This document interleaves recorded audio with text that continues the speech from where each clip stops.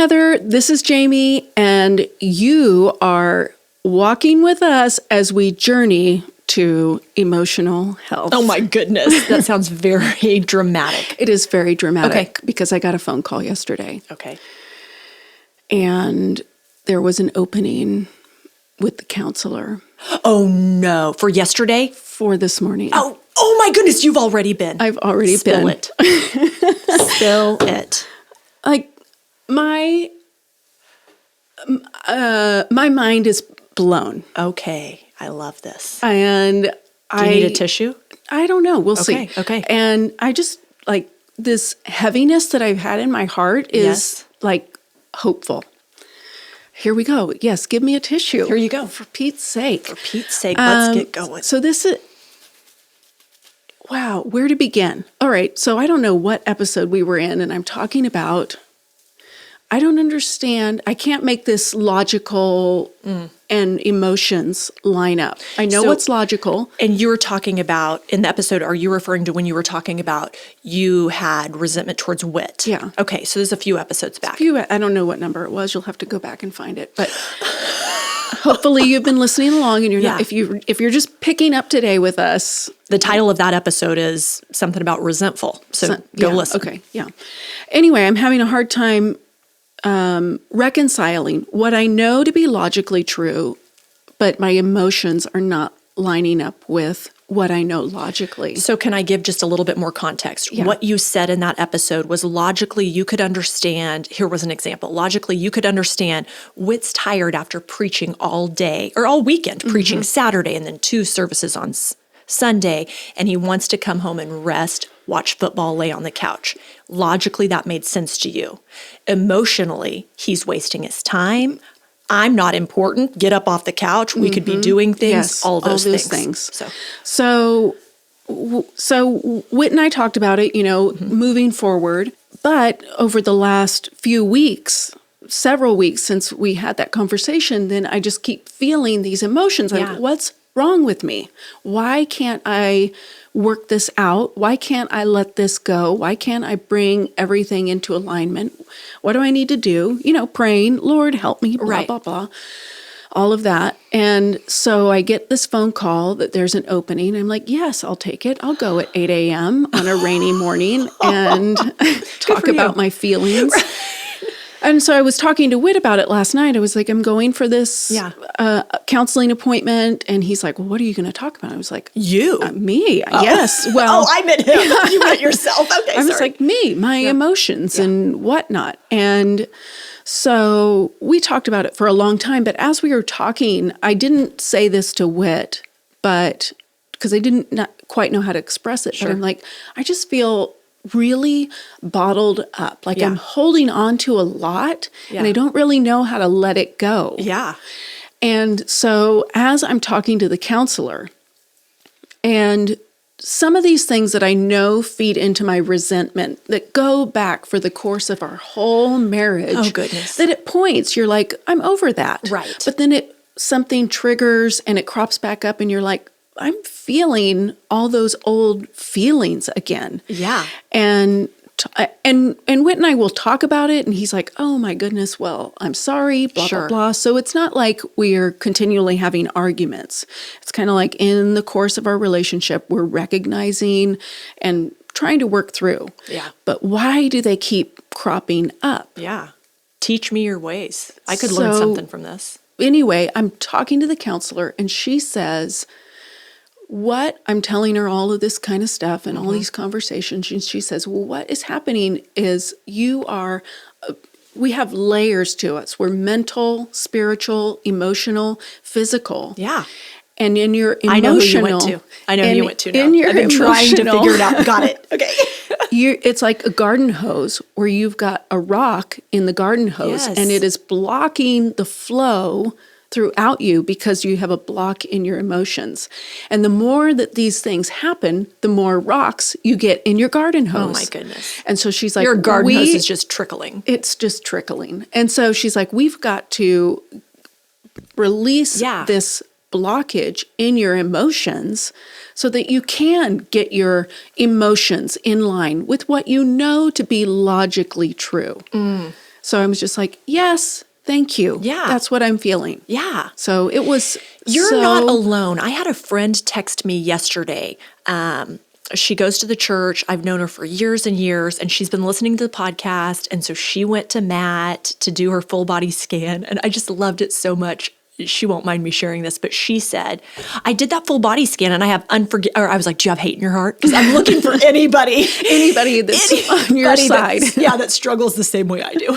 And she's like, no, I have unforgiveness in my heart. And whatever, I wrote a forgiveness letter back when I did that small group, Jesus the King. So there's no more unforgiveness left. It's like, obviously there is. But we have things that are clogging the flow. Yeah. However you say that. So through the course of your conversation with her and being with her for 50 minutes or what have you, do you feel, but have any of those rocks at least shifted? Like, are you feeling better? It's one thing to acknowledge what's going on. It's a whole different thing to, like you said, you feel hopeful. I'm wondering why. Because I've been like waffling in this place for so long between. Is that a word? Yes. Okay. Between logic and emotions. Okay.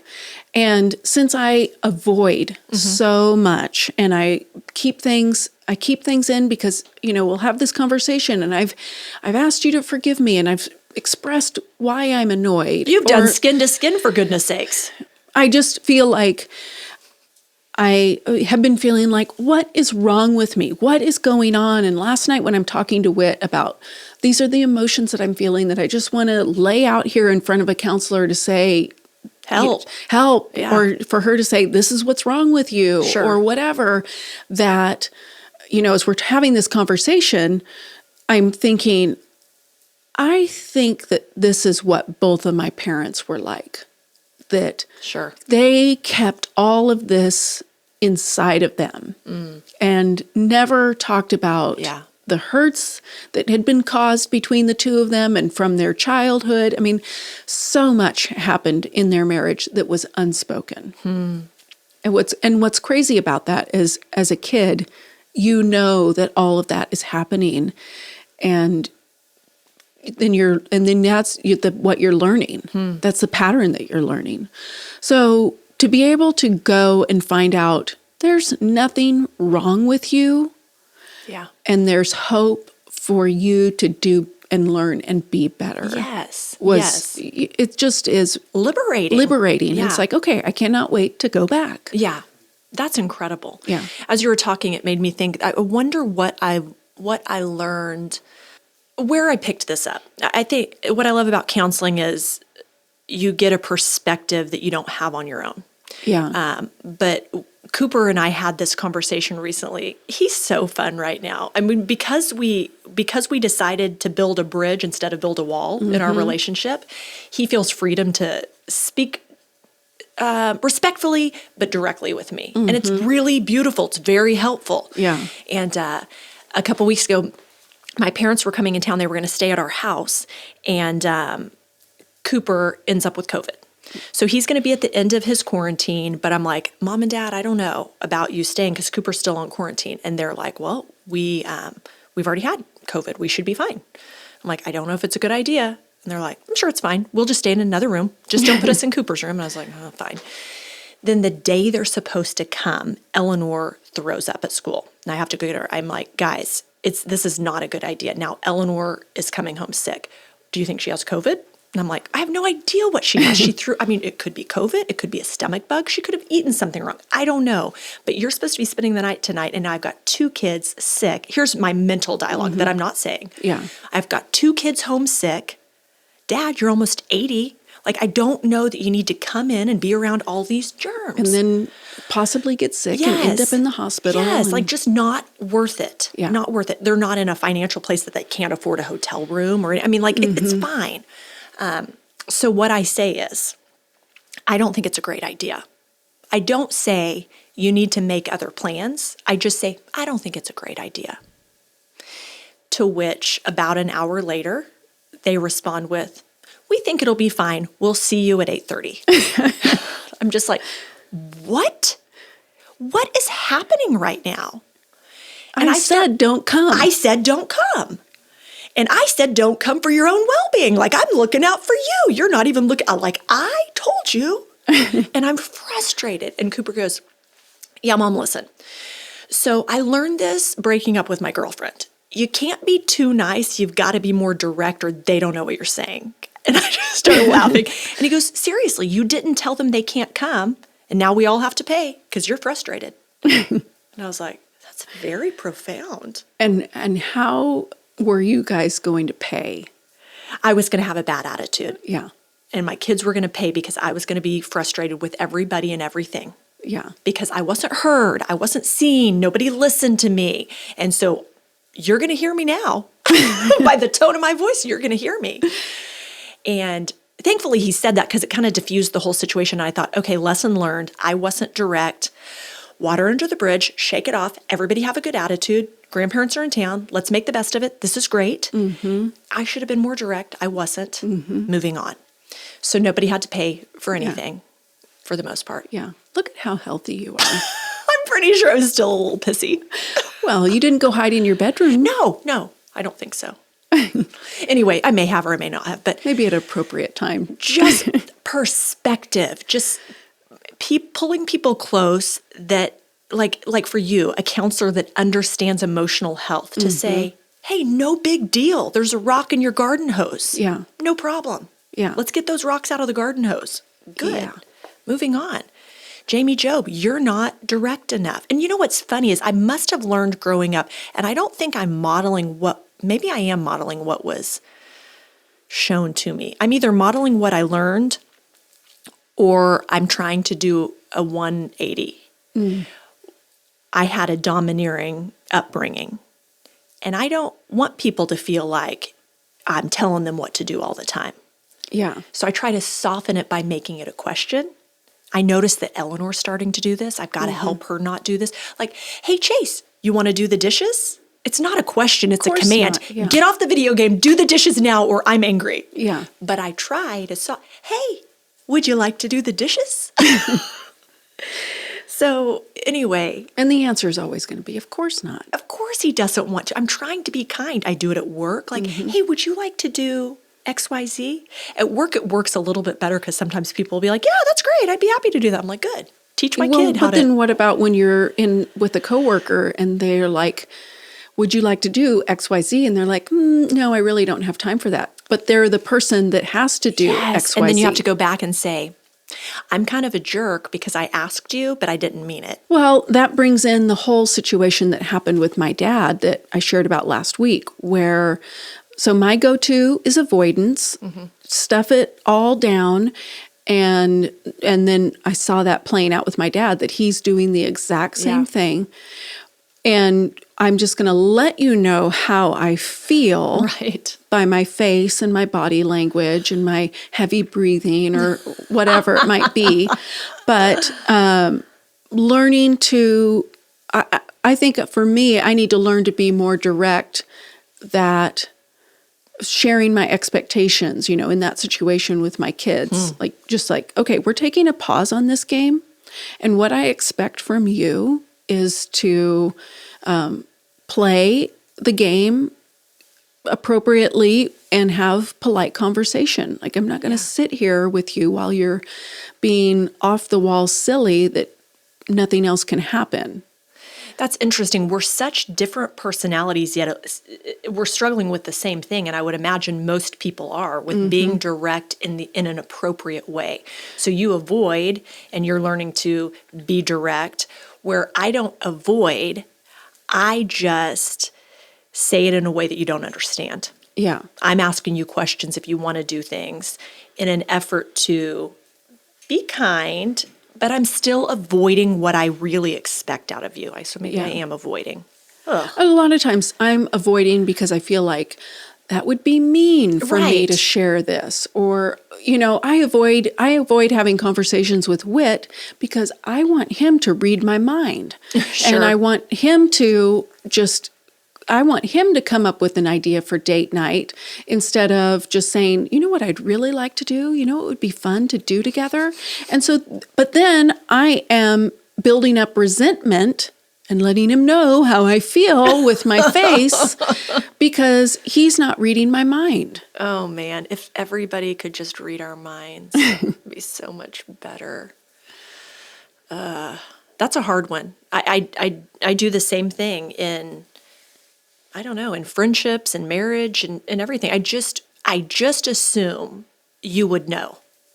Right. We're complex people, every one of us. Yeah. Approaching everything from a different background, different. This is so funny. So here's a tangible, like tangible's maybe not the right word. Here's a real life example of how we think differently. Not you and I, but you and Brian in this instance. And this isn't like a marital conversation necessarily, or maybe it is.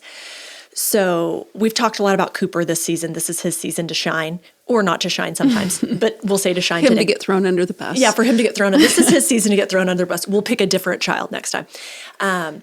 But, you know, this coming of age with him is really fun now that we're past at least one hurdle. Now, we're going to bump into another one at some point, but there's no hurdles right now, and it's really fun. But there's two different instances in one day that Cooper and I had some interaction on, and I was like, Brian, we've got to talk about this.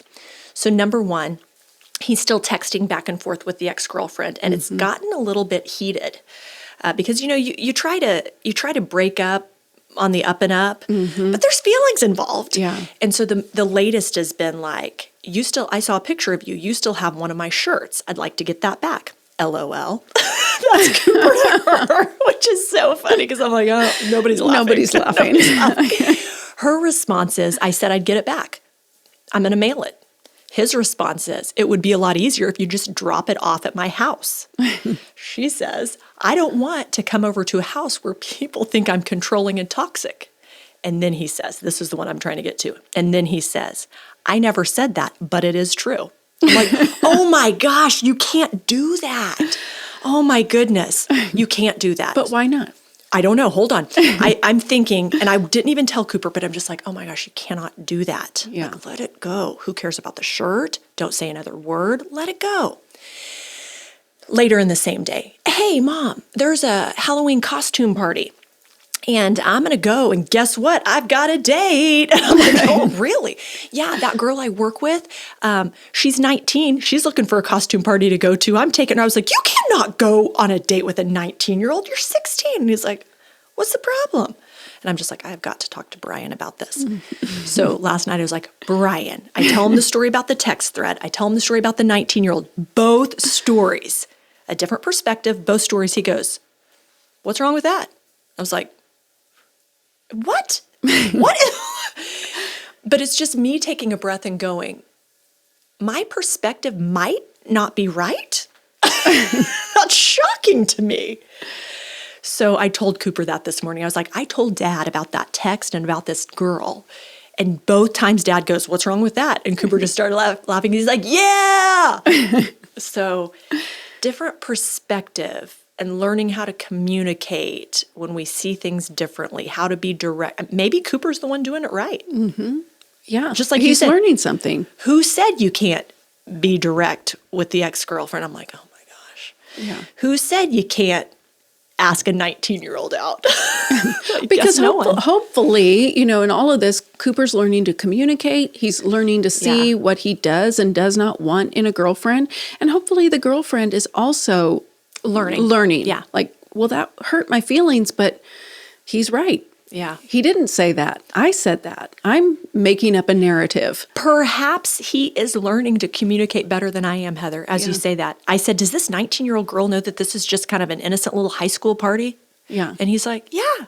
I mean, we work together. We're friends. We talk. Yeah. She knows. I'm like, all right. We were talking to Fran the other day about his girlfriend, and they were having a disagreement about something, and he's talking about how he's so much like Whit, just charges into conflict, like, we're going to resolve this and figure it out. And she's like, no, I want to avoid. Yeah. And, you know, so Whit and I are just like, listen, you do have to confront and get in there with the conflict and figure things out, but you have to respect the other person. So I told Fran, I was like, so with your girlfriend, say, okay, I understand that you need some time to think about this, to process it. So we're just going to table this for now. Yeah. And we'll come back to it. And we will come back to it. We're not going to just ignore it. Yeah. But let's talk about something else. Let's do something else. And then you have to be willing to let it go for that How did period he of time. receive that? He was just like, yeah, I get that. You know, Yeah. the hard part for him is letting it go. The hard part for his girlfriend is Bringing it bringing back it up. back Yeah. up. Sure. So, Oh, wow. This is one thing I would say, because I know a lot of people that listen, whether male or female, do have kids and are raising kids. Build bridges to communicate with your kids. I feel like we just both shared an example of the fruit of building a bridge with our kids. Raising kids is hard. Raising kids will keep you up at night sometimes, and on your knees praying. And we're currently, at least with 2 of our combined 8 kids, they're willing to talk to us about some things right now.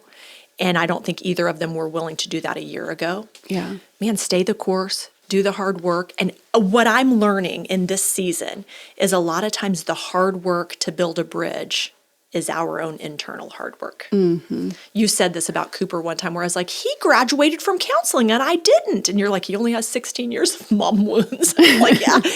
Where I'm 45 and there's a lot that's been stuffed in there over the years. So, man, do the hard work for your own sake, for your marriage, for your relationship with kids and friends. Do the work. It's worth it. I say that right this second when I'm feeling so good. But that's when you should say it. Yeah. Because when you're not feeling good, you'll come back and you'll hear this on recording and go, oh my gosh, I got to keep doing the work. Yeah. Yeah, when you're feeling good, be an encourager. Do the work, do the work, do the work.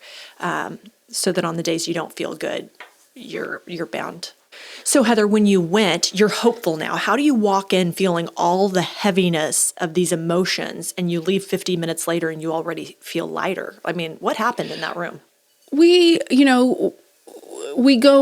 started the appointment talking about backstory. Like, okay, let me tell you about my parents and let me tell you about my marriage. And I love your voices when, I don't know if it's because it makes you uncomfortable, so you talk like this, but go ahead. It's very nice. so I'll tell you about my marriage, my 22-year marriage, and all that goes with 22 years of marriage. And we talk about all that. And so she says, let's bring up a specific painful incident. Like, Okay. what's this argument that you had? Or what's this triggering emotion that comes up? And what's a memory that's associated with that? Okay.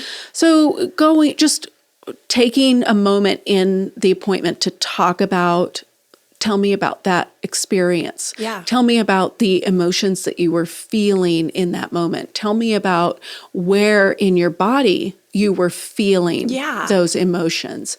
And then being able to identify it instead of brushing it aside or, just like, okay, that was a long time ago, moving on, or Whit apologized for that and I forgave him, so moving on or whatever, because there's some still emotional response in my body. I'm getting teary as I bring up this emotion. I'm bringing up this memory. There's still emotion So there. it's not even so much the situation anymore. It's the emotion is still there. Yeah. Okay. Yeah. So talking about that, walking through that, what you're feeling, and then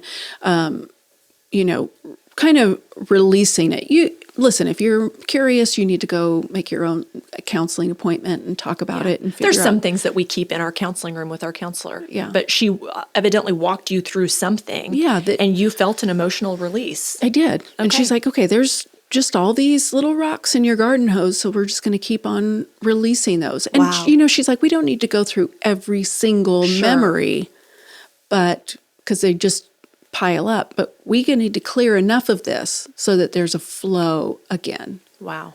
Yeah. It's amazing to get somebody on your side Yeah. and helping you to see and walk through in that safe place. And her perspective is so much grander than yours because she's given her life to Christian counseling. Yeah. She cares about you spiritually. She cares about you emotionally, but she studies this for a living. I think sometimes we think just roll up your sleeves and do it yourself. I mean, she went to a lot of years of schooling to learn tips and techniques, and she's done a lot of years of counseling to learn what works and what doesn't work. I mean, man, I'm a huge fan of leaning into someone's skill set and gifts when they know more than I do. It's So beautiful. until my next appointment, she didn't tell me to do this, but I'm going to do this. I'm going to keep journaling, Heather. memories that come up and Yeah. whatever, and just think about the emotions that are attached to it. And then I can bring it to her and say, okay, this is what I experienced this week or in the last few weeks, whenever my next appointment is. This Yeah. is what I experienced. And what do I do with all of this? You know what's interesting? On one of my follow-up appointments, what was so meaningful to me is I had done something similar, was just like, I'm going to be mindful of when my ego response kicks in, when I get angry because I have assumed I know what you're thinking versus staying in a state of being curious and asking. One week I came back and I was like, I killed it. I did it. I'm so thankful to you. And she's like, I'm so proud of you. And then the next appointment, I was like, I totally blew it. She's like, but you know you blew it. Like, I'm so proud of you. Yeah. And what a journey to walk through with someone where they can give you the tools you didn't know you needed, Yeah. walk alongside you, be your biggest cheerleader, encourage you, call you out lovingly, and then celebrate when you're killing it and put their arm around you when you're not. Yeah. We are growing up. Can't believe it's taken 40-something years, but hey, Yeah, but look I'm at here us. for it. I'm here for it. Here's what I believe as a Christ follower. Yeah. I believe that Jesus cares about our mental, spiritual, emotional, and physical self. Yeah. Like all of it. He's not only concerned about with us being spiritual, Yeah. and the rest of it is of the world and do with it what you will. I think he cares about all of it. So as I go on this journey, I know that he's going to bring up things. Sure.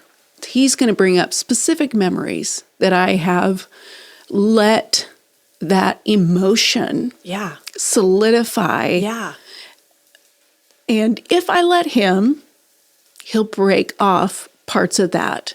And I think of it like an ultrasound. Like if you've ever had a kidney stone that's stuck somewhere between your kidney and your urethra, Yes, doctor. so you have to have, sometimes it's so large and so painful that you have to have an ultrasound that actually goes in and will physically break that kidney stone into smaller pieces. And I think that the same is true with some of this emotional, that it I just see where you're headed builds. with this. And I mean, that's a kidney stone is just sodium in your body building and How do building. you know all these things, Dr. George? I know a little bit about everything. It's kind of dangerous. But allowing him to work in those areas and break it apart. It might be very painful. It might be, but he is so good. He will not take you out. Right. I think sometimes we don't want to face things because we're scared of how much it might hurt. He's not going to take you out. Yeah. He's going to reveal things to lovingly walk you out and help you. The pain of that kidney stone is That imaginary kidney stone we have. that imaginary kidney stone that you have is so great. The ultrasound is painful, but the relief from the ultrasound is Everything worth doing has some level of pain involved. Yeah, there's Working discomfort. out Yeah. has pain involved. so Having a child has pain involved. And then they turn into a teenager and there's pain involved. But the joy on the other side, if you keep with it, that's beautiful, it's Heather. worth it. Oh my goodness, Heather, before we wrap up, what's something you did in the last week just for the joy of it? You really want to know? Went to counseling for the joy of it? No, but no, it was another cross country meet. Oh my goodness. Listen, I'm sorry, but I'm ready for the season to end because It's almost over. Okay. Two more meets, regionals, state. I mean, woo! Yeah, Yay. it was fun. Elliot is very driven, and he has a strong mental game. He's got he's got some challenges in his mental game, but he has a very strong mental game. And you can lay out a challenge for him, and he will do everything in his power to achieve Crush it. Yeah. So Whit had laid out a challenge for him. There was one kid on the team that he is the same age, same grade. Who is it? Just kidding. Sorry. And physically, Elliot is capable of beating him. This kid has put in more time on the front end back in J-High, put in more time. But Elliot, if you put in the time and the effort, there's no reason why you can't pass that kid. And anyway, at the cross country meet, he did pass that kid my goodness. and beat his personal record by over a minute. Elliot's own personal record, not the other kids, because that would be rude. Elliot's own personal. Elliot beat his own personal record by over a minute. It was just fun to watch him achieve that. Season for him. It's like every time we talk, he's beat a personal record, which is amazing. He pushed himself so hard during that whole race that by the time he got to the last 200, 100 meters of the race, he was just done. Like he usually can kick it and go a little bit faster towards the end. And he just couldn't do it. He couldn't do it, but he's, finishing, and he finished strong. But at the last, he was passed by a couple of other teammates just at the last. Otherwise, I think he might have made the roster for state. Oh, he wow. did so good. Oh, wow. Good for him. Something to strive for next year, though. Yeah. A goal. So for the joy of it, we're volunteers at our church. We're also pastors, but we're volunteers at our church. And there was a volunteer, what was that thing we went to? Rally, meeting, celebration, thank you, all dinner. The things. Yeah. So our podcast producer is a comedian. Yes. Like legitimately like a stand-up comic. Like that's his job, full-time job. That's his full-time job. He takes us on because we're comedic relief for him too. We're freelance. But anyway, he did a little comedy bit. Is that what you call it? Gig, bit, show. He journeyed with us, standing up and making us laugh. Anyway, what brought me joy was I was sitting with you on one side and Brian on the other side, and we all thought different parts of it were hilarious. Yeah. And for some reason, I think because it's such a season on the podcast of introspection, like there were sometimes Brian was laughing so hard and I was just like, oh my gosh. Yeah, Brian was almost on the floor. It wasn't even that funny. And then it would get me and I would laugh really hard and then something would get you. And I thought, what a cool experience with friends that we're laughing and enjoying it, all being completely ourselves because different people were laughing really hard at different parts of it. But anyway, it was a great that show. was fun for me. Yeah. So anyway, thanks for joining us this week. If you've enjoyed this episode of Life in Motion, we would love for you to subscribe, like, share. Please share. Please share. You know what? Jamie and I's heart in doing all of this is not just popularity I mean, or entertainment, popular. but we honestly believe that this podcast could be an avenue for someone that that is far from Christ, that would think, I wouldn't be accepted if I went to church or something like that. People like that. And we hope that you will share this podcast with them and that they say, okay, here's a girl that goes to church and she's a lot like me. Yeah. And I might be accepted there as well. So please, if you hear something in here, there's someone in your life that probably needs to hear it as well. So share it with them. And if you're listening for the first time, thank you. We love you. We honor you. We're glad you're here on the journey with us. So we'll see you next week. Life in Motion.